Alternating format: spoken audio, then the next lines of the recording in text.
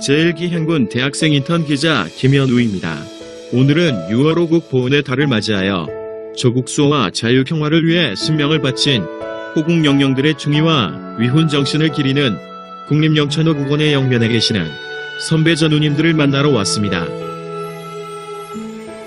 여기는 조국을 지키기 위해 6.25 전쟁에 참전한 군인, 경찰 유공자와 세계 평화를 위해 월남으로 떠난 파병용사, 그리고 국가를 위해서 구하기 위해 국가와 민족을 사랑하는 마음 하나로 목숨을 바치신 호국 영령들이 영면하신 곳 국립영천호 국원입니다. 영천호 국원 건립 배경을 살펴보겠습니다. 영천호 국원은 현 충원 안장 대상자는 아니지만 전쟁 참전용사이거나 10년 이상 군복무 후에 제대하고 돌아가신 참전 군인과 재향 군인에 대한 묘지 조성이 필요하였습니다. 그래서 1994년 5월 30일에 영천 지역에 향군 참전군인 묘지 조성 사업 계획을 수립하여 2000년 10월 30일에 향군 참전군인 묘지를 준공 후에 2001년 1월 1일부로 재향군인회에서 관리하는 영천호국 용사묘지로 개원을 하면서 같은 해 4월 27일 영천호국 용사묘지 준공식을 시작하였습니다. 월드컵 경기가 한창이었던 2002년 5월 27일에는 영천대첩비를 준공하였습니다. 그리고 2006년 1월 30일부로 영천호국 용사묘지에서 국립묘지로 승격되었습니다. 그리고 이듬해 2007년 1월 1일부로 재향군인회에서 운영하던 것을 국가보훈처 소속의 직제 편제로 운영하게 되었습니다. 묘역의 안장 능력이 한계에 다다르게 됨에 따라서 묘역 안장이 아닌 납골시설 안치가 필요하게 되었습니다.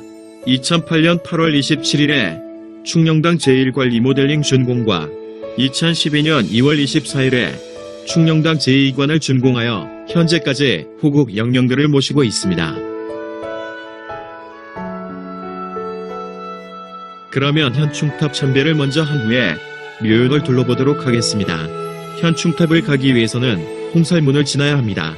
여기 홍살문은 예로부터 충절을 시행증하는 문이자 일반 지역과 성역 지역을 나누는 내정문의 역할을 합니다. 이 문 안쪽을 들어설 때 참배객은 옷깃을 여미고 경건한 마음을 가져야 하는 상징적인 의미가 있습니다. 여기 현충문은 전통 양식의 한식 기와로 현충탑을 출입하는 위치에 있습니다. 현충문은 현충탑을 출입하는 문으로 국립영천호 국원을 상징하고 있습니다. 고려 말에서 조선 초기의 사당과 극락전을 본떠서 만든 기와조의 고전적인 한옥 형태로 현충탑 참배객을 맞이하는 곳입니다. 현충문 안에서는 우리 모두 옷깃을 여미고 경건한 마음으로 참배하여야겠습니다. 여기는 현충탑입니다. 현충탑의 탑신은 조국과 민족을 위해 헌신하신 호국 영령들의 위언을 영구에 추앙하고자 세운 탑으로 민관군의 기상과 번영은비를 기원하고 있습니다. 탑신 좌우측의 비천상은 호국 영령의 승천을 의미합니다. 그리고 비천상 바깥쪽 군상 부조는 자유와 평화를 기리면서 애국의 족과 호국 의지를 나타내고 있습니다.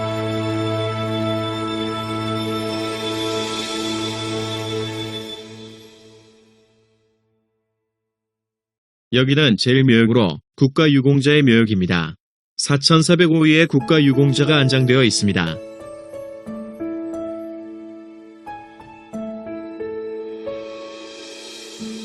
여기는 제2묘역으로 6.25 참전 군인 유공자 묘역입니다. 12,416위에 6.25 참전 용사가 안장되어 있습니다.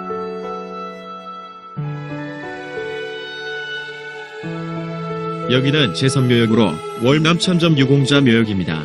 2238위에 월남 참전 용사가 안장되어 있습니다.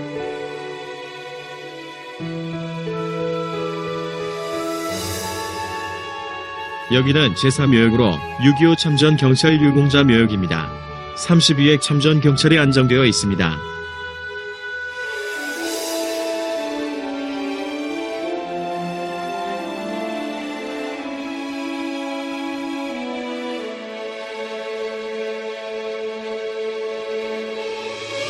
여기는 현충관입니다.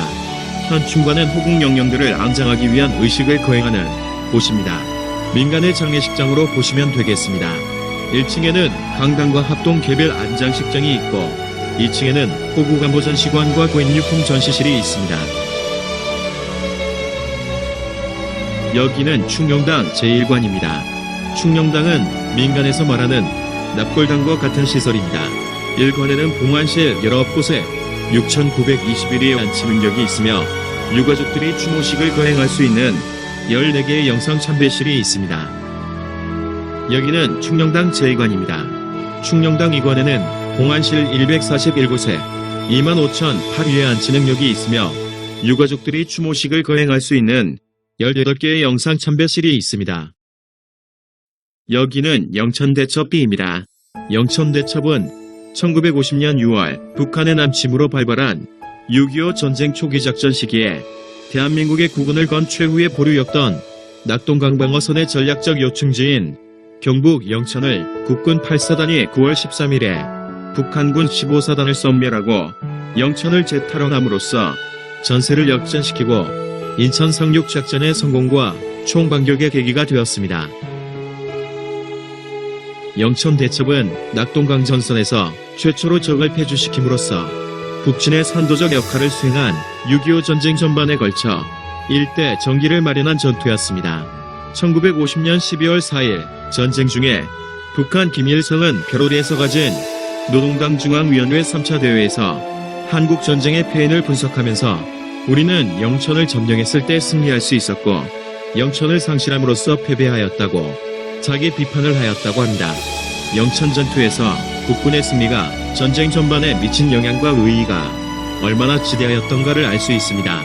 국군은 영천 부근에서 3,799명의 북한군을 사살하고 309명의 포로를 잡았으며 북한군 전차 5개를 파괴하고 장갑차 2대와 군차량 85대, 2,327정의 소화기 등을 노획하는 성과를 달성하였습니다.